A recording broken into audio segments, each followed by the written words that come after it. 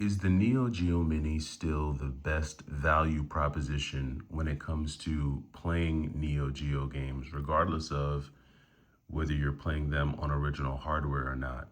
And I'm going to have to say yes.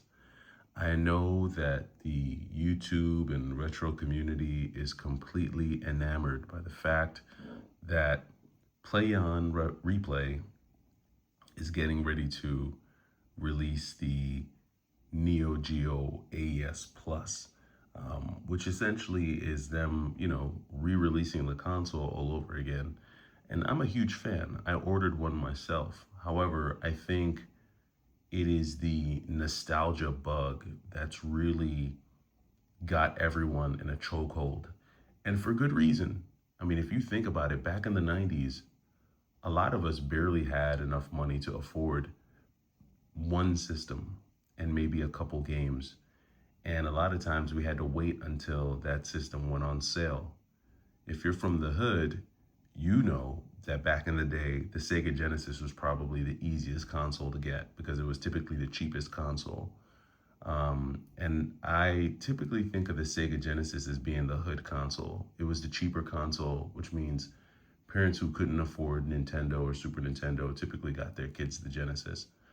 Um, and so when you start thinking about consoles like, the Super Nintendo, which was, a little bit more expensive, and then you think about something like the Neo Geo, which was just, I mean, forget it. That was completely out of the stratosphere for most normal kids who grew up in America. Most normal kids did not have, their parents were not about to spend that kind of money on a Neo Geo.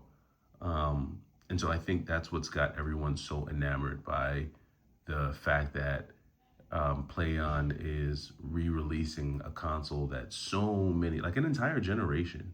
I mean, really, it was an entire generation of gamers who really wanted this and just couldn't afford it. And to be honest with you, even in adulthood, even in adulthood, a lot of the gamers from that generation still can't afford the Neo Geo AES because the console itself is still $500, $600, $800, and then forget it, the games cost thousands of dollars. So I think the emotional reaction, the euphoric reaction that you're seeing from the retro game community with regards to the Neo Geo is purely based on the idea that this is a console that has forever been out of reach for so many people due to the astronomical pricing of both the console and its games. And I think that for many, this is the closest that they're going to get to actually owning the original hardware and some of the original games. Now, does that make it the best value proposition though? Well, I guess value is determined by each person individually. Who can say how much value a person gets out of an original Neo Geo AES versus the Neo Geo Gold X versus the Neo Geo AES Plus versus the Neo Geo Mini, right? And we're all gonna derive different levels of value from each of the four options that we now have to play Neo Geo games. But in my opinion, if you're talking about playing the games, getting a solid experience, and doing it at the most cost effective level, then the Neo Geo Mini to this day is still going to be the best value proposition. Now, it doesn't look great. It looks horrible. I mean, it looks terrible. It looks like a little tchotchke. It looks like something you would see in a gift store while you're on vacation. This does not look like anything that belongs in anyone's collection. And I'll just tell you that straight out. It's just not. It's not the most attractive item. However, when you flip this box over, you see all of the games that you get in this thing. And all of these games are going to be released on the Neo Geo AES Plus. But even if they released the 40 games on this mini console, let's just say they released all these games, and some of the games on this mini console are being released at launch. But even if all these games were being released by Play on Replay at $90 a pop, you're still talking about $4,500. Am I right? No, my math is way off. I'm sorry, forgive me. You're still talking about $3,600 worth of video games. if you were to buy all of these games through Play on Replay. So that's still $3,600, right?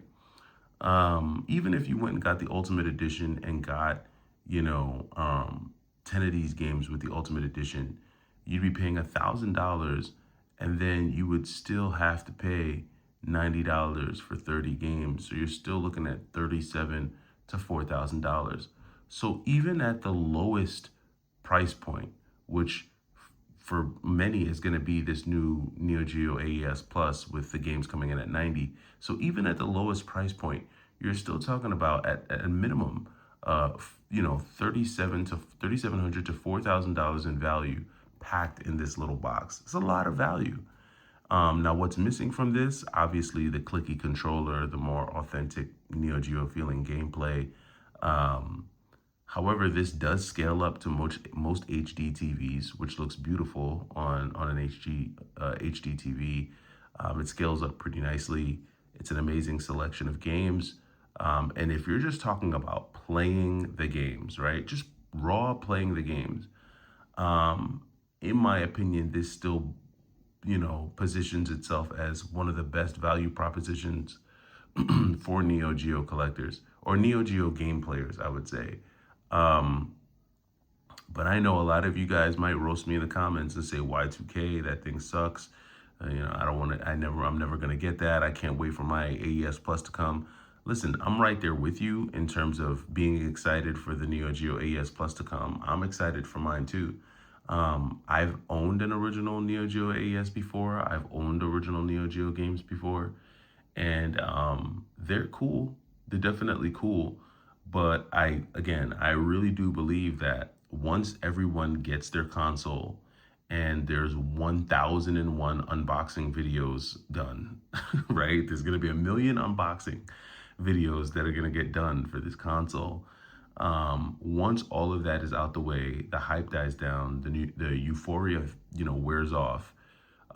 People are going to move on, and they're going to move on to the next, thing, and they're going to move on to the next game. And, I think that there's going to be very few people that keep the Neo Geo AES Plus connected to their TV and come home and play it every single day for the first year. There will be those who do, those who just, like I said, who really love, some of these fighting games, some of these shoot 'em ups, some of these beat 'em ups, these run and gun shooters.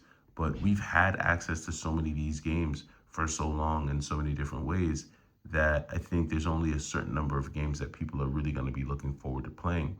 I know for the Metal Slug series, there are a litany of ways to play all of these Metal Slug games.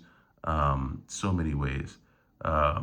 Shock Troopers, King of Fighters, we've had a few ways of playing those. So I think the thing I'm most excited for and the thing that I'm looking forward to the most when it comes to the Neo Geo is going to be the new games that come out for it, right? I'm excited to see what new games they create for it, what new shoot 'em ups, what new beat 'em ups, RPGs maybe, action RPGs, maybe something interesting like that. Those are the things that I'm excited for. And I'm going to keep my eyes open for that. But let me know what you think. Do you still think the Neo Geo Mini is the best value proposition? Let me know in the comments down below. I'll catch you in the next video. It's the Y2K Collector. Take it easy.